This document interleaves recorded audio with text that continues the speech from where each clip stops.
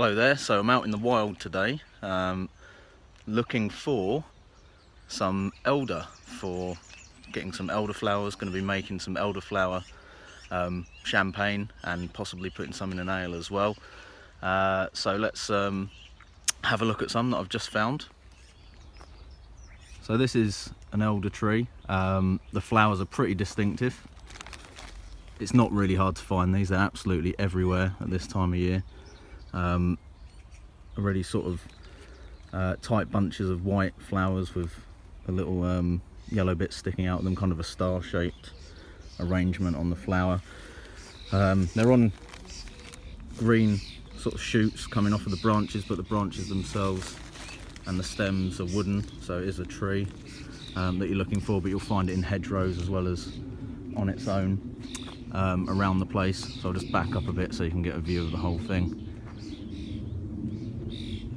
You want to get the flowers when they're pretty fresh out, so like this, nice and bright and white without any brown dead bits on them, or where the flowers have fallen off.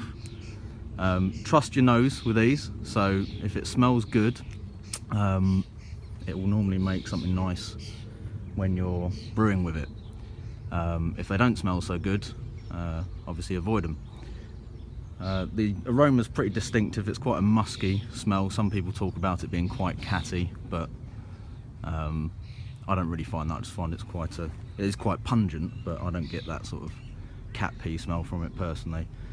If you do, maybe elderflower brewing is not the thing for you anyway. So anyway, that's that. I'm going to gather up about 20 or so of these flowering heads for a batch and take it home.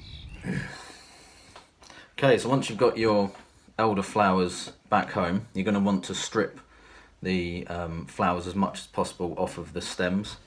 All of this green stuff is going to bring sort of bitterness to the flavour if you chuck it in whole into the brew. So you're going to end up with a few small bits of stem, but you want to try and avoid getting the big bits going in there as well. So the easiest way to do this is just to get a fork, and you're basically going to sort of run it through the flower heads like a comb to sort of strip the flowers off like this. It's a little bit tedious, but it is worth doing, and you will end up with a much cleaner tasting brew by doing this. So just work your way through and strip all of the flowers off into a bowl or something like that, and then you're ready to start using them in your brew.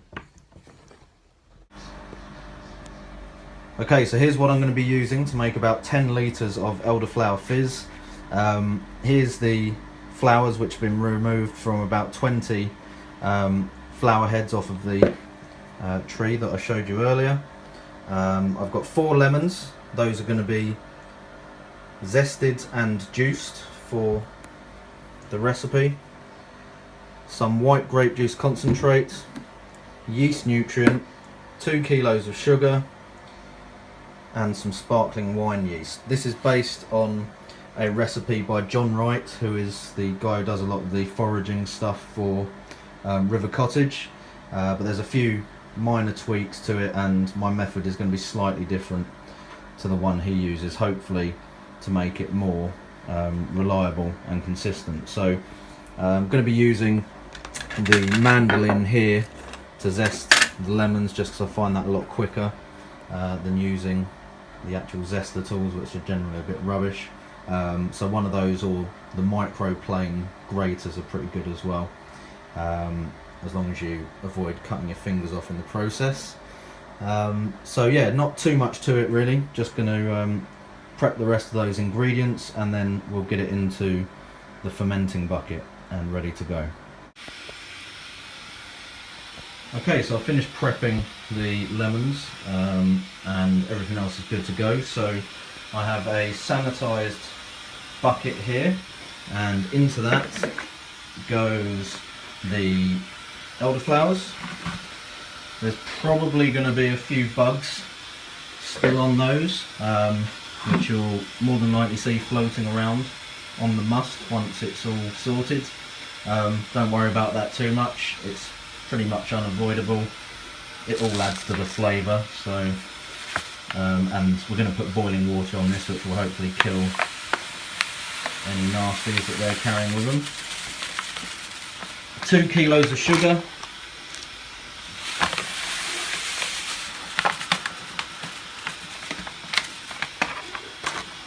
The zest and juice of 4 lemons.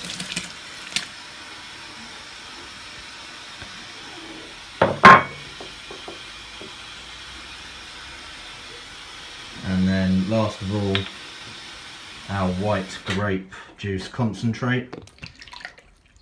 You could use a couple of these. This is a 220 gram bottle for a batch this size. It's there to add a bit of body and give the yeast something to work its way through nutrients wise, but I want to keep this fairly light and refreshing, so I'm just going to go with the 1 bottle of that at the moment. Then we need to get some boiling water on top of that, so 2.5 to 3 litres worth, and I'll just go and grab that now. Okay, so in goes the boiling water, and that immediately brings all the aroma out from those ingredients, which is smelling really good. And then we just need to make sure that that sugar gets dissolved, so give it a good stir. You should be able to feel with the paddle once it's all in solution.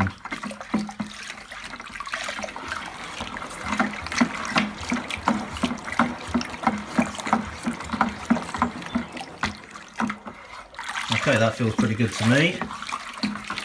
So what I'm going to do now is just top that up with cold water to about 10 litres, and hopefully that should bring it to a reasonable temperature for pitching the yeast in, and I'm also going to add the yeast nutrient at that point as well.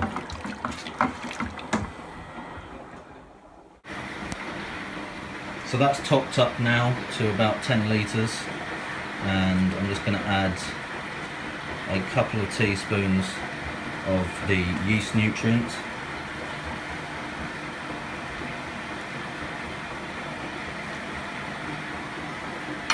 If you try and ferment this without concentrated grape juice or any yeast nutrient, you will quite likely end up with a stuck ferment, because the yeast just runs out of nutrients to keep it going. There isn't a lot provided by the lemon juice and elderflowers, so that's why we've got those additional bits in there.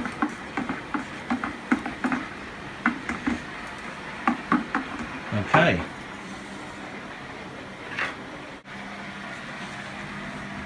So let's do a quick temperature check. Still pretty warm, so that's going to need to cool down for a little bit longer. I'll just leave that to cool down naturally. We don't want to be pitching the yeast that hot. So I'm just going to dip in for a quick sample to use to take a gravity reading.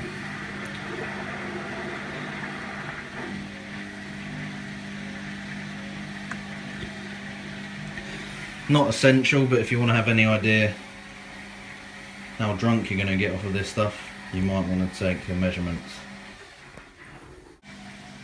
Okay, so the hydrometer's reading about 1076, which is pretty good. This isn't supposed to be a sort of high alcohol wine, so we're looking at probably what, 7-8%, something in that region. Depending on, maybe a bit higher than that, depending on how dry the yeast finishes, which also means it's going to ferment out a little bit quicker than a normal wine would as well. So you should get a reasonably quick turnaround with a starting gravity that is that low. Right, so this has cooled down nicely, and I've given the FV a bit of a shake up to aerate the must as much as possible, And I'm now just going to pitch the yeast in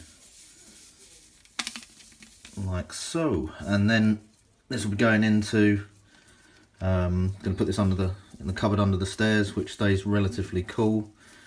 You don't really want it fermenting out too hot, it might drive off quite a bit of the nice aroma and taste from the elderflowers. So a relatively cool ferment, but I don't normally bother using the brew fridge for this.